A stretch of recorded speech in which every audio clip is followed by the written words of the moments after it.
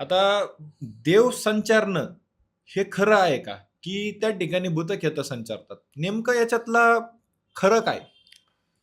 हे बघा, मी आपल्या पॉडकास्टच्या माध्यमातून लोकांना सांगतो. देव हा कधी कोणाच्या अंगात येत नाही. हे माझा सर्वात पहिला हा प्रश्न आहे. देव हा कधी कोणाच्या अंगात येत नाही. दुसरी गोष्ट तुम्हाला सांगतो. जे लोकांच्या अंगामध्ये संचारतात. सर्वप्रथम काही लोकांचे पित्र आहेत. जे लोकांचं नाव घेऊन त्यांच्या अंगामध्ये संचारतात.